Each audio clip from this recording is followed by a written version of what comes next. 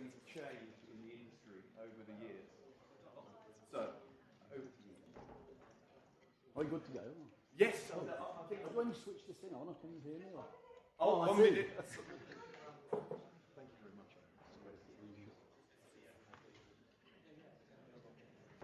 One, two, pull my shoe, 3, 4, knock at the door. Any good? Is that it? Oh, wow. Thanks. Hello, everybody. I'm Dave Wilford. I'm from this company. So we've been part of this industry for the last 20 years. PPM is about an £8 million company, and we split up basically into two halves, really. The fibre optic business, which is in broadcast and test, and power, and I work for the power division. So we're about 8 million, and power is about half of that. This is going to be a bit different to what you've been listening to. Hope you don't mind. I've also got to make sure. How do we? Oh, well. Oh, wasn't it?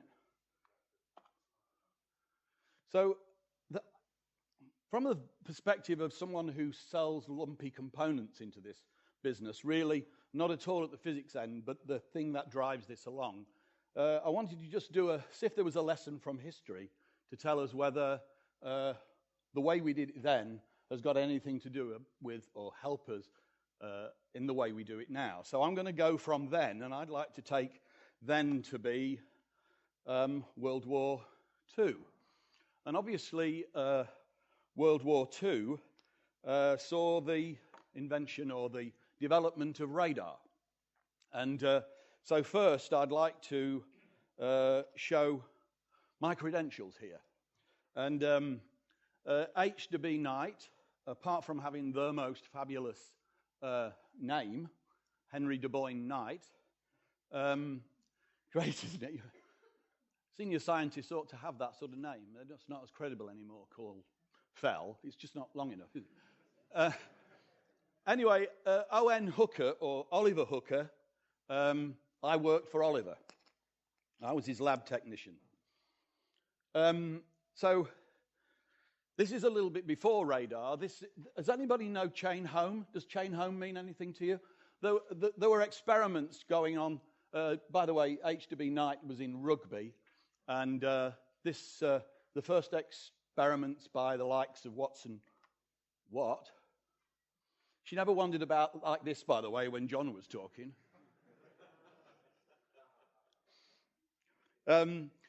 Just down the road in Daventry, Watson Watt was doing some experiments on chain home, and H.B., just down the road in Rugby, literally across the field, was doing work on mercury thyrotrons. And so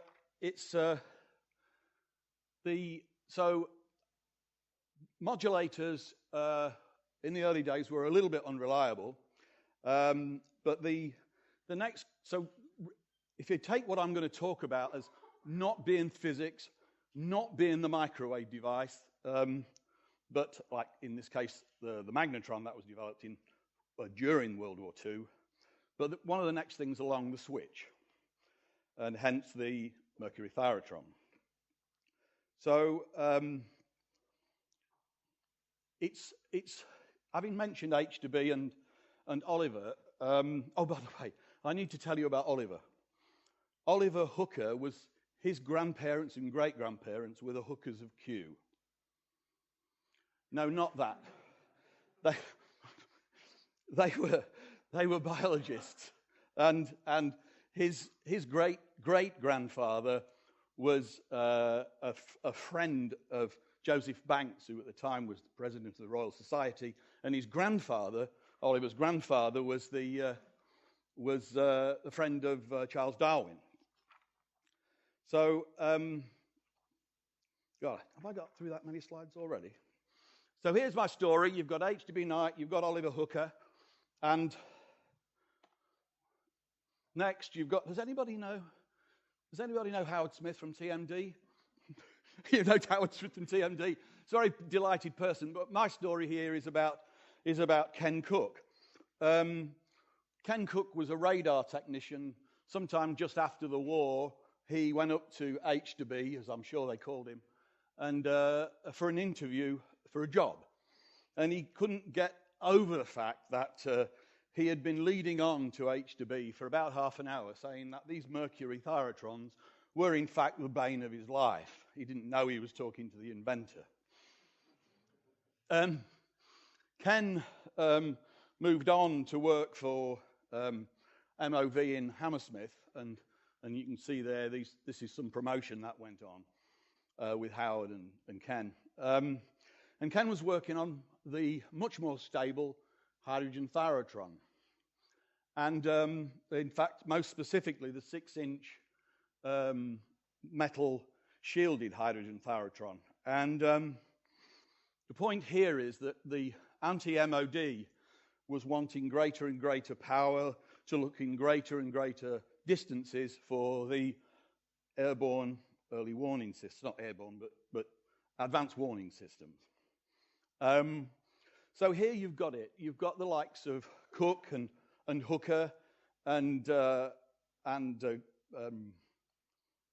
H2B. The large industries that they worked for were pigs to pork pie businesses. In other words, they were building systems and they were developing their own components. And of course it was war, so there was no end to funding.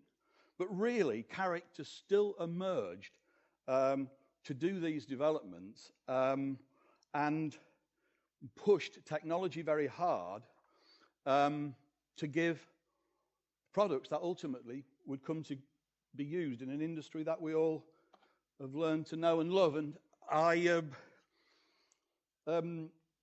there were some, as it's been said already by John, there were some big boy physics people planning the Stanford Linear Accelerator, trying to decide what to do and how to drive the 243 modulators that was going to be part of the 2-mile-long LINAC. And it's at this point when I have to mention this rather wonderful-looking gentleman here, a rather gifted engineer and scientist, Nigel Nichols. I don't know if anybody ever knew Nigel Nichols, but he was really rather special. His specialty probably was magnetics in high-power modulators, but because he worked for, by the way, he did his degree at Cambridge in 18 months. He was working in the Royal Signals and Radar establishment in 1939 at the same time as Douglas Cockcroft, the same Cockcroft as Cockcroft-Walton multiplier in the building across the road. And it was probably around this time that he developed all of those skills that are necessary to become a crazy engineering scientist. So much so that he's very well known in downtown Malden. The Royal Signals Radar establishment was in Malden. Carrying his shopping on his head with his 3 children tied together, so the best way to not lose any one of them. Immediately after World War II, he was given one of only 6 magnetrons to take to Washington for some special testing. And I think it was something about a lady, I can't remember. And, well, anyway, he lost the magnetron in the back of a taxi. They found it, and the testing went ahead.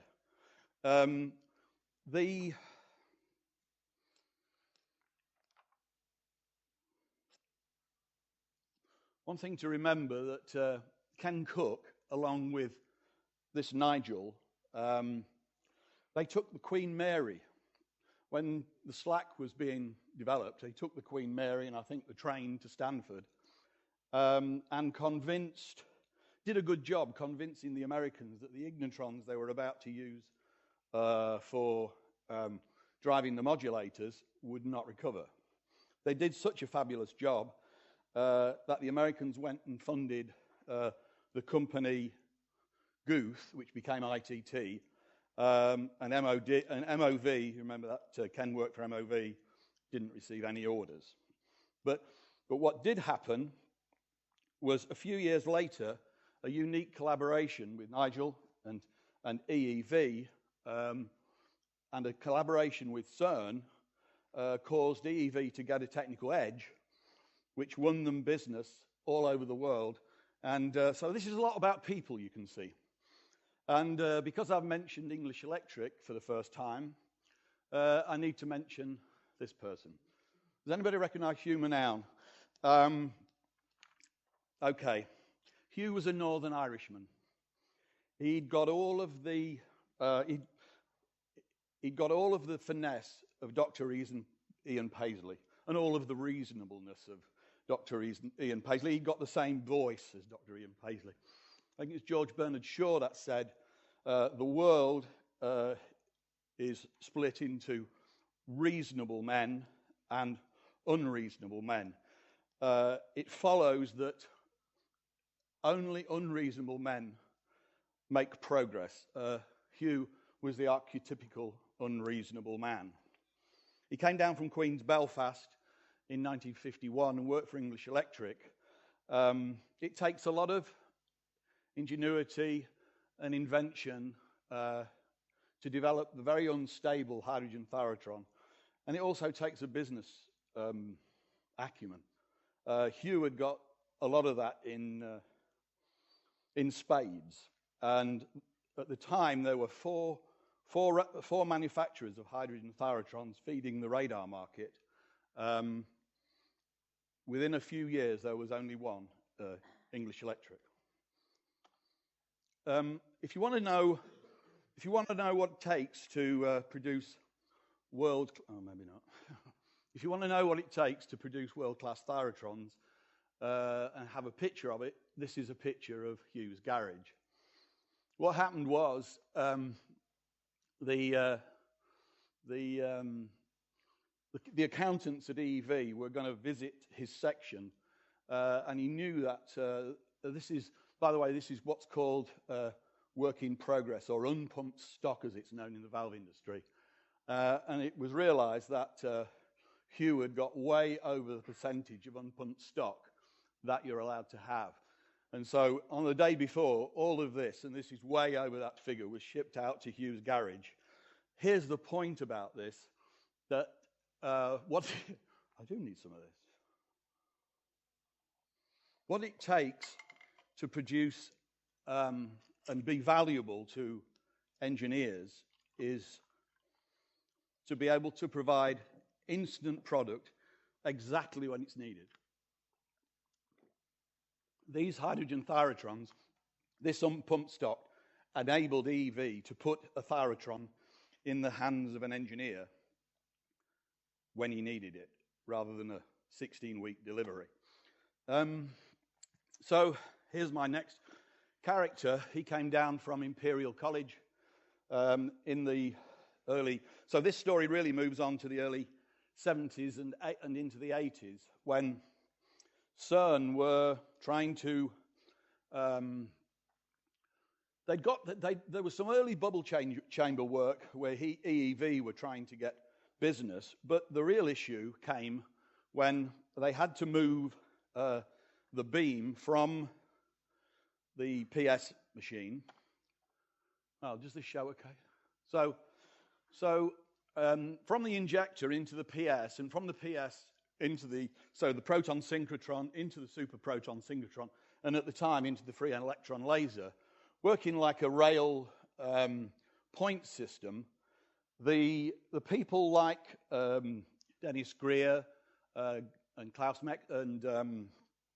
and Gerhard Schroeder and Klaus Meschmacher, and Peter Pierce, they all calculated that what they were looking for was at least an 80 kV thyratron that could produce at least 5 kiloamps and reverse, so it had to be double-ended, and have rise times on the order of a microsecond.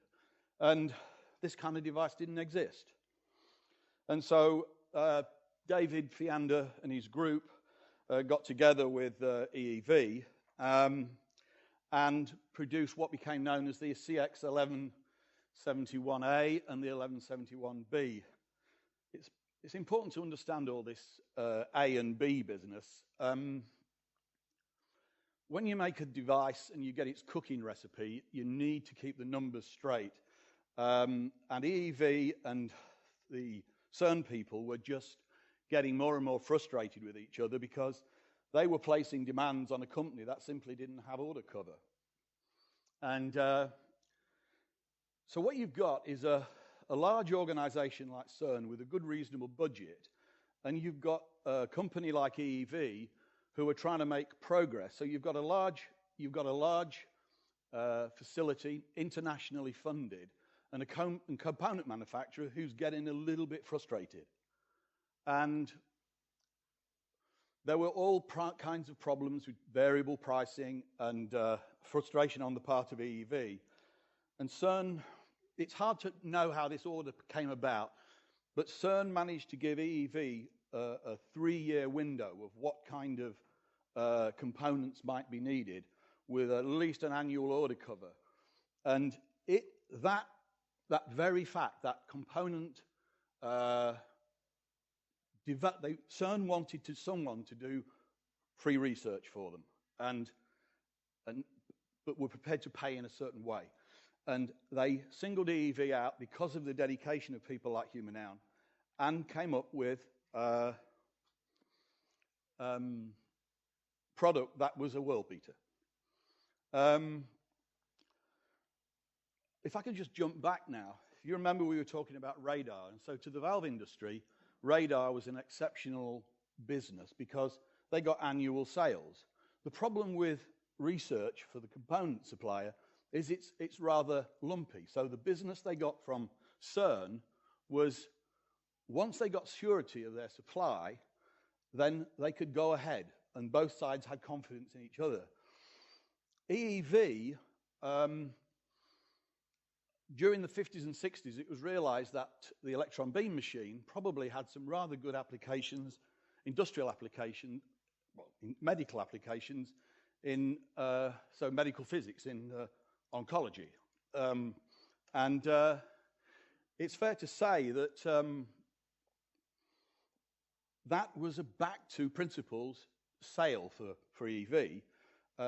It was just like the radar market. It was an annual sale with sockets for valves, and it was something they understood. And I think you might ask yourself the question, EV don't seem to figure so much in this industry anymore, and it's a lesson from history as to how one thing, the customer, serves the supplier, and how the supplier serves the customer. But things have changed. The things that have changed is there are new people on the block, and new people on the block have come with the development of not just semiconductors. Oh, by the way, this is Marcel Goudreau, and Mike Kemke's my old boss, Jerry Goldlust, who was the previous owner of Essex X-Ray and in the UK and Dielectric Sciences. About 20 odd years ago, he said to me, we were in a booth in Baltimore at a power modulator symposium. He said, I need to introduce you to the bloke in the next room. He's completely crazy, but he's a fantastic engineer. Marcel Goudreau. He's like vinegar. No, you don't say vinegar. What do you say? He's like, oh, anyway. You either take to him or you don't. The point is, what Marcel was, and he'd just come down from MIT when he formed Dielectric Sciences, was he was an enthusiast for electrical engineering, electronics, and physics. He was actually the embodiment of the industry. And what he found in particle physics was something that fitted with his skill set. And it's at that point he realized to produce, the IGBT switch, they produce these modules. So this is like the hydrogen thyratron or the mercury thyratron. This is a switch which they can combine in any number of different ways. So there's no more development needed. The 4.5 kV switches exist, and they can be combined, and more people than Diversified do this. They can be combined in any number of different ways, but what they need is, what you're really building is you're building the whole modulator. So now there's another change. We've gone from radar manufacturer, big industry, changing their own components, plenty of money, it's World War II, to a situation where you've got CERN laboratory, reasonable amount of money, but they've got the ability themselves to build modulators and all of the other RF sections of this thing, but they have to build a special relationship with a component manufacturer. Now you've got a situation where you've got a modulator builder who takes these components and starts to learn from a rather good industry that it's serving. And that industry teaches it back, and you teach that industry, and you're building a substantial part of this modulator. And we've done diversified, have built modulators internationally for the likes of Yale and Berkeley and Keck in Japan, and they're building 2 modulators as part of the French contribution in kind for component testing. But in the UK, we've built, again, these are subsystems to what you all use. We built this thing for Alan Letchford.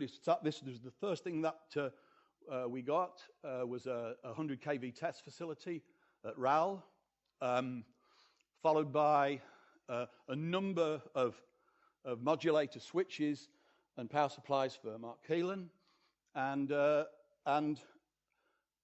as a part of the Vela program, this modulator for a modulator for Vela. Okay.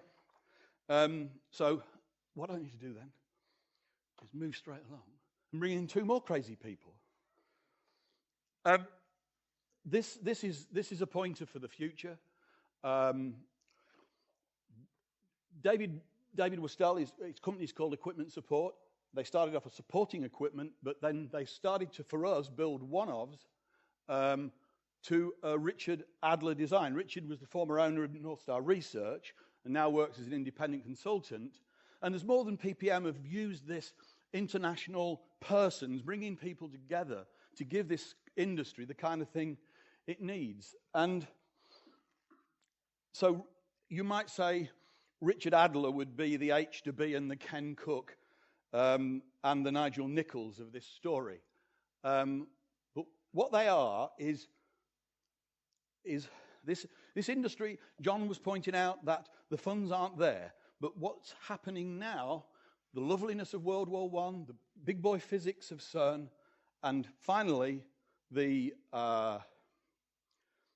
current situation where everything's cut down from the bone, people have to collaborate. And whenever you collaborate, you start to get good stuff. What Richard has developed is these stacked pulse generators. This one is for AWE. This is an arbitrary waveform generator. So you can get a pulse shape that you like up to voltages like this, 700 kV. So here's my last slide. And it's not really meant as a last slide. I've finished, Dan, because if you want to see, that's my story. That's the view of a component manufacturer or a component supplier. And that's where I think the industry has gone. And I don't think I recommend any one part of this. I say that these are the lessons from history. What do you think? Thank you. Thank you very much, Dave.